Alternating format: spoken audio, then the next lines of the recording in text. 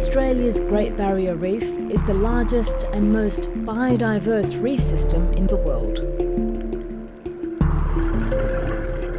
It contains a whole set of wonderful coral reefs, fish, seagrass beds, dugongs, turtles, whales, dolphins, an amazing collection of animals, plants and natural beauty. But it's also located in an area rich with coal, one of the country's top exports.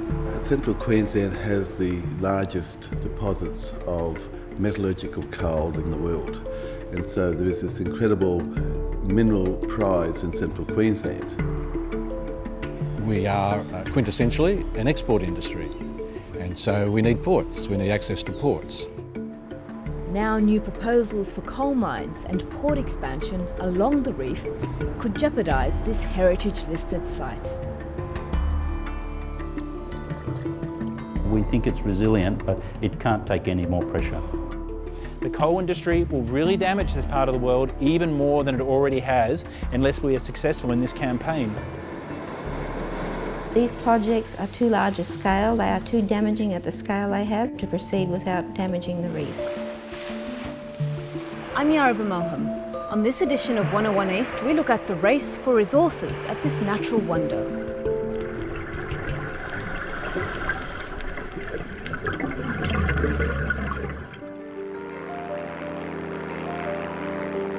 Magnificent from the air. The Great Barrier Reef off Australia's northeast coast. It stretches over 2,500 kilometres along the state of Queensland. It's about the size of Italy or Japan. But it's what's underneath that attracts people from around the world. It's so beautiful down there. We wanted to visit Australia and this is the place you want to be. See you in the water. See you down the bottom.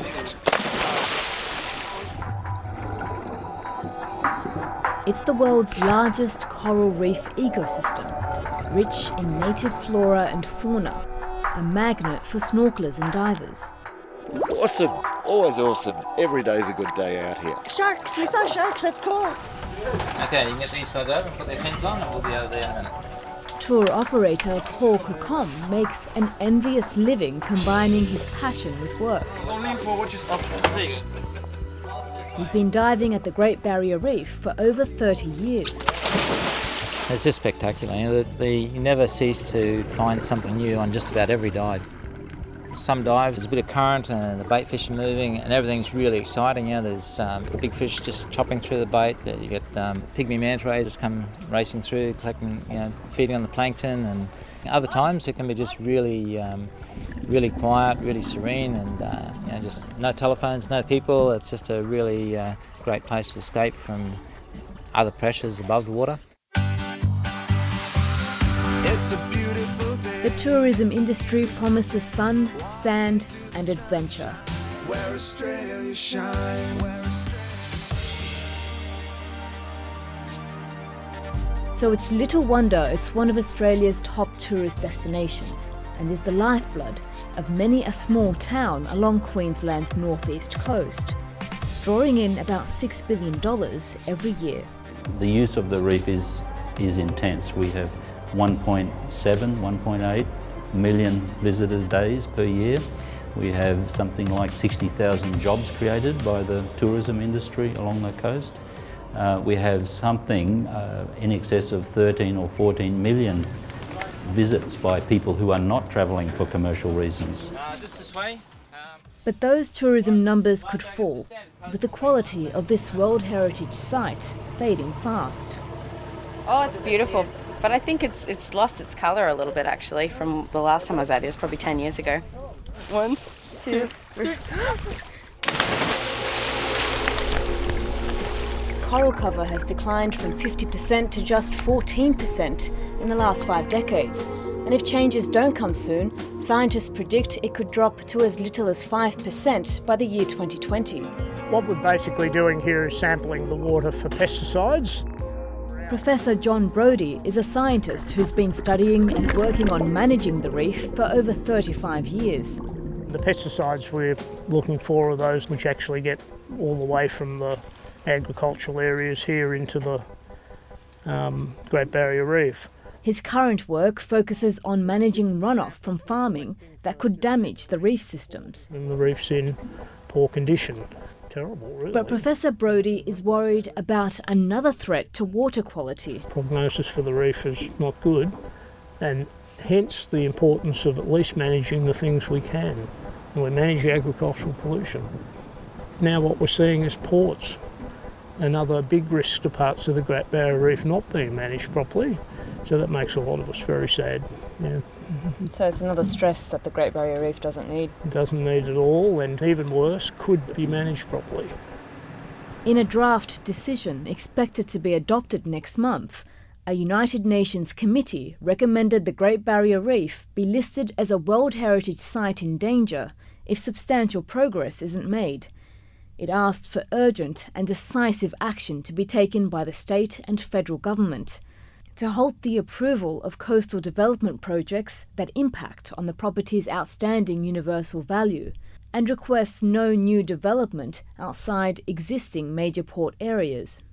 They'd be the last people I would rely on for facts about the coal industry. Michael Roche is from an industry body representing resources groups in Queensland.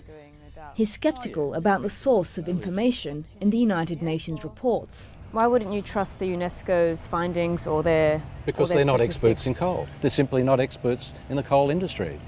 We know that the reason there is But they'd be speaking to the experts. No, I don't believe so. Their data look very much like Greenpeace data, unfortunately.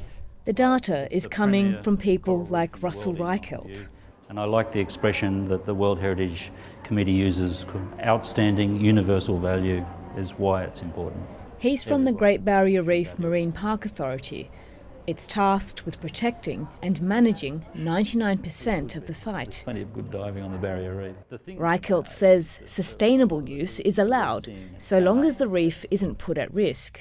Our position has been to have the current major ports as to be retained but contained, but no more major ports. My concern has always been multiplication. More ports in greenfield sites that would fragment the rest of the natural system. But new ports are on the drawing board.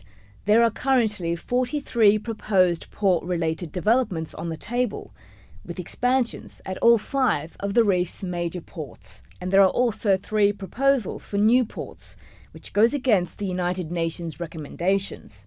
The existing infrastructure is spoken for, so the only way that new mines from those companies will be able to export is if they can proceed with these new facilities. We will eventually run out of capacity, so the industry is looking at planning for the future. We know that global demand will grow by around 2 to 4% a year on year, and that's going to require somebody to supply that demand. But supplying that demand could damage a unique ecosystem already under pressure. We know the major risks, the effects of climate change, the effects of land runoff, particularly from land use like grazing and agriculture, and then there's coastal development, which would include things like ports. The effects of coastal development are essentially loss of habitat. Large numbers of ships, they're noisy, they typically need to dredge channels for access, so there's lower light, the water is more turbid, so the seagrasses have more difficulty growing within the port areas. And the things that depend on seagrasses are iconic, things like the dugong, the turtle. That's what they eat. If you take that away, they go away. There's no evidence that's been provided by any of these groups that port development and the shipping through the Great Barrier Reef is the issue. It is a issue though. Can the Great Barrier Reef afford another stress? Well, it's our job to make sure that the way that development occurs on the reef and the way that shipping is conducted on the reef doesn't contribute to that stress. The port expansion proposals have triggered environmental activist group Greenpeace into action. Please be advised, sir, we have 6 volunteers boarding your vessel. In a daring move, 6 of its members climbed aboard a coal ship as it was leaving the Great Barrier Reef. protest. They will not interfere with your ship or its equipment, and they will remain on deck. We've established a peaceful protest on board this ship because the Australian government has utterly failed to do anything to reduce our biggest single contribution to climate change, which is our coal export industry. The activists left the MV Meister the following day, and the ship stayed on course to deliver coal to South Korea. It's not a case of The resources community claimed the Greenpeace protest was simply a photo opportunity.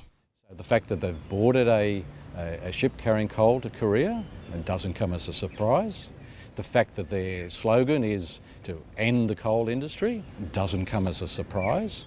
But those sort of messages simply will not resonate for the great bulk of the Australian community. The activists launched from this ship, the Rainbow Warrior.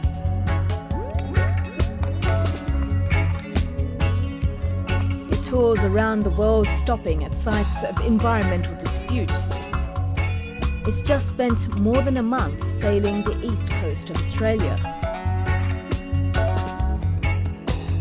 docking at 7 cities and towns to speak about the potential impact of coal and port development on the reef. They're probably getting ready to launch the boats so we can go into shore. Captain Peter WILLCOX questions the importance of coal mining and port developments. At the cost of the reef? Is that what Australians want to do? They want to lose the Great Barrier Reef so they can make a few dollars selling coal? I think in view of all the environmental consequences of doubling the coal exports, most people will decide it's not worth it. You sure you want to come with us? Yes. Because we're gonna go like extremely fast. And after there is the underwater maneuver. The crew are getting ready to bring on board their next batch of curious locals from Mackay, a small town community near two of Queensland's biggest coal port export terminals, Hay Point and Abbott Point. 1, 2, 3, 4, 5, 6, 7, 8, 9. From the water, it's easy to see just how busy these ports get. 21 coal ship. A lot of coal, eh?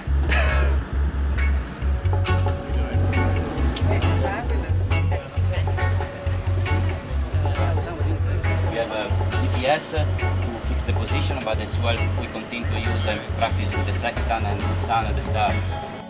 The ship tries to be true to its mission and uses sails wherever possible to cut down its use of fossil fuels. What a hell of a furlough, mate. Yes. That's incredible.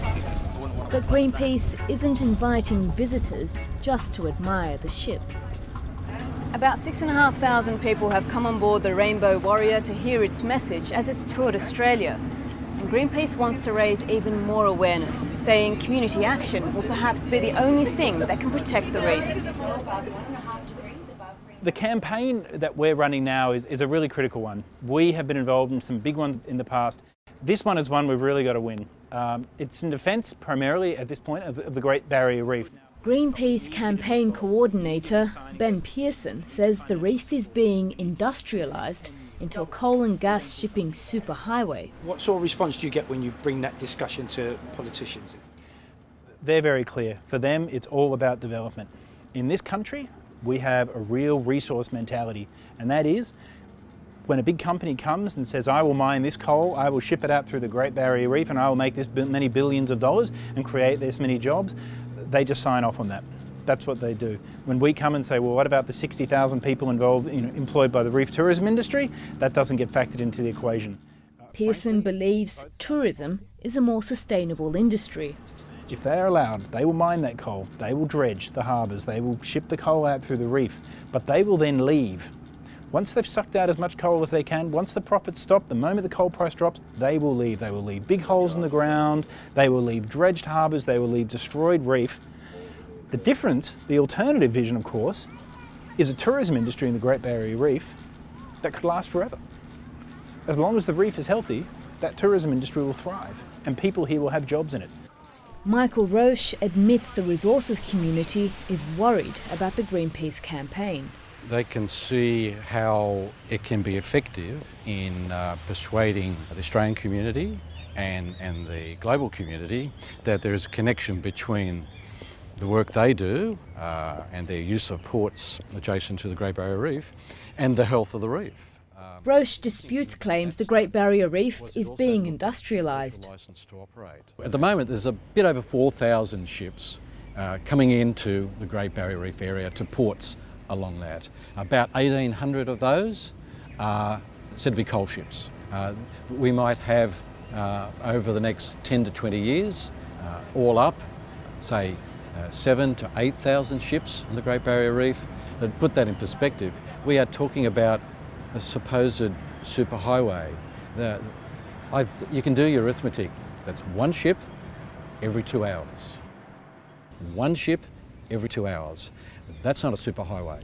Greenpeace has brought the Rainbow Warrior to North Queensland to talk to local people. Back on shore, Greenpeace has teamed with local campaigners to bring its message home. Remember, there are more jobs that rely on a healthy reef than there are in the coal industry, and many people in these areas rely on a healthy reef. The coal business doesn't actually bring a whole lot of money to the region. Patricia Julian from the Mackay Conservation Group is campaigning against port expansions at Hay Point and Abbott Point. This is Hay Point. This is 13 kilometres southeast of Mackay. And what's your concern for this particular proposal? Oh, the scale of it is out of proportion for where it is in terms of its environmental impacts, its impacts on the reef, the shipping that'll be coming off of it, the need for dredging of 13 million cubic metres. The cost to the reef is incalculable because we can't have both. We can't have a very massive coal industry and the reef as well. We have to make a choice. The new Premier of Queensland has no cap on expansion. He said we're in the coal business. And the new projects are proceeding at an astounding rate. They're so fast that the federal government keeps pulling rein back on them because the environmental work hasn't been done properly. The social impact studies haven't been done properly. So these things are being, what we call in Australia, bum rushed through, and the community has little opportunity to comment on them. The Queensland government has declined an interview with 101 East, but provided this statement, saying that port development is not a threat to the reef, and that it takes a rigorous approach to avoiding and managing any potential impacts from port development, and that any proposal is subject to a very stringent assessment and approvals process. The state government's really a proponent. They want development, which is fine. We need development. We need coal ports. I've got nothing against those. The real problem is that, though, the government is meant to be both the policeman, if you like, but they're also the proponent, and that just doesn't work in the end. What do you say to something like that? Well, the Queensland government has what they call a 4-pillar economy strategy: resources, tourism, property and construction, and agriculture and agribusiness. So they're not relying just on the resources sector. Professor John Brodie is one of 4 scientists the United Nations monitoring mission consulted before delivering its report about threats to the reef. He says he advised port developments like those in Gladstone Harbour were being poorly managed. It was Gladstone that triggered their trip, really, and then the plans also for massive port development everywhere, which what they were worried about, that all of these massive port developments would end up like Gladstone, a disaster. The real problem in Gladstone, of course, is that the dredging is causing water quality issues. The government and the developers' own monitoring are showing metals above the sort of Australian guidelines that should be employed in a World Heritage area. And they've been exceeded numerous times now in the last 2 years, but no action's been taken. Why wasn't it stopped? Well, there's one real answer. It's called $40 billion. Nothing more needs to be said. We have a 50-year vision for the city which was developed over the Gladstone is described as the engine room of Queensland. Gladstone Port currently handles around 90 million tonne of product, which is around 60 million tonne of coal, and then because it is an industrial city, aluminium products, chemical products and cement products. Within 5 years that will rise to 150 million tonne because of expansions in the LNG industry, gas industry and in the coal industry. The dredging takes place right in here.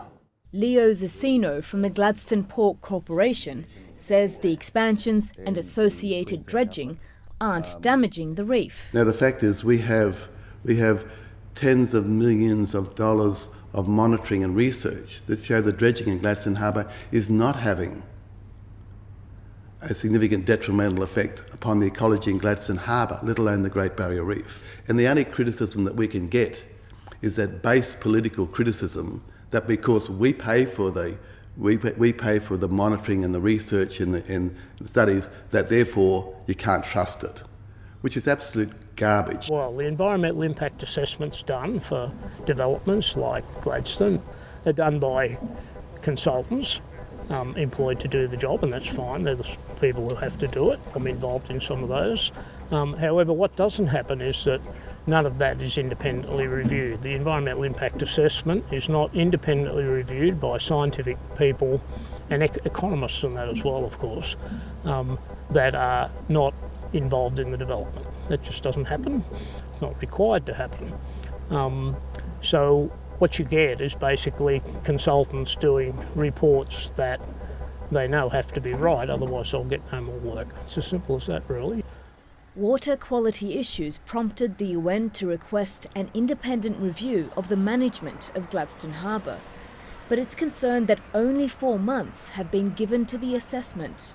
We are very confident of the outcome of that. The fact is, if the Ports Corporation did anything to violate the conditions of our dredging approval, we could be criminally liable for that. I could be criminally liable for that. We're not going to do that. We respect, and this community respects, the values of the Great Barrier Reef far more than those people who don't have it in their backyard. The Great Barrier Reef Marine Park Authority says connectivity between the reef's unique ecosystems must be preserved.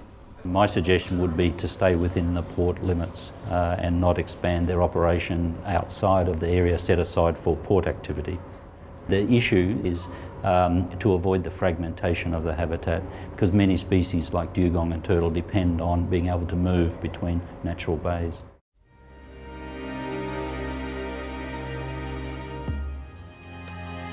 It's not just port developments that people like diving company owner Paul CROCOMBE are concerned about. He's seen ships run aground on the reef and is worried about more damage in the future. With the increased shipping, that increased risk of ships running aground. There have been a couple of incidents in the last couple of years of ships running aground on some of the reefs, and it's localised damage, but it is significant damage. But port authorities say sophisticated technology has minimised the risks from increased shipping to the reef. What the reef vessel tracking system sees through a whole range of satellites is every vessel that's in the particularly sensitive seaway. It controls those vessels, the commercial vessels. As we go through, the increased shipping in the Great Barrier Reef does not in any way equate to increased risk to the Great Barrier Reef. For now, the Great Barrier Reef remains resilient. Its integrity remains strong. It is under pressure. I don't think we can have business as usual. I think we need new policies. In fact, we need to restore the areas that are degraded. Keeping the quality of the reef, allowing more and more people to enjoy its beauty. And it's that very act that could be essential to its survival. Impeccable. I think the more people that actually get in the water and see the reef and appreciate just how significant it is and what the diversity is, the more people know about it, the more they'll love it, and therefore the more they'll consider protecting it or looking after it. There's no disputing the importance and iconic status of the Great Barrier Reef. But its future survival depends on how Australia manages the rush for resources with preserving this natural wonder of the world.